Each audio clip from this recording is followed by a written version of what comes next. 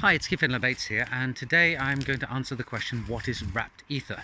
And for that we need to understand what ether is and how it differs from the other tokens that are instantiated on the Ethereum blockchain. So ether has been around since the very beginning of the Ethereum blockchain, and it's the fundamental native cryptocurrency of the Ethereum blockchain. And you use it, for example, to pay gas fees when you deploy smart contracts, or to pay gas fees when you interact with smart contracts and submit transactions. Now, because it was the first native currency of the blockchain, it was around before the ERC20 token standard. The ERC20 token standard specifies how you can design and deploy contracts that instantiate your own kind of cryptocurrency. And for a contract to be ERC20 compliant, it has to have a certain number of functions. For example, a function that allows you to transfer the token from one address to another.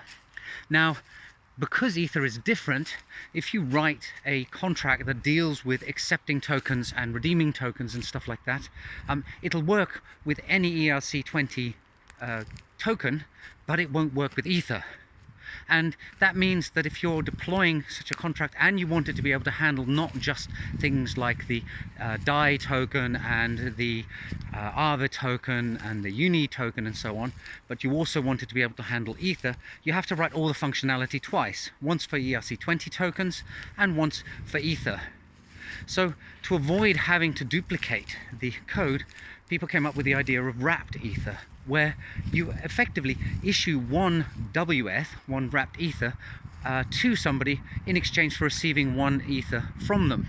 So a contract like that locks up the native cryptocurrency Ether and returns a wrapped Ether token in exchange.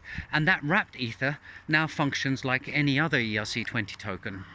And then at the end, once you've been messing around with it and you've transferred it to somebody else, that somebody else can then go back to the original wrapping contract and redeem the native Ether for the wrapped Ether that they received. So it's basically a coding trick in order to reduce the amount of coding and hence testing you need to do for smart contracts when you're trying to deal both with ERC20 tokens and with Ether itself.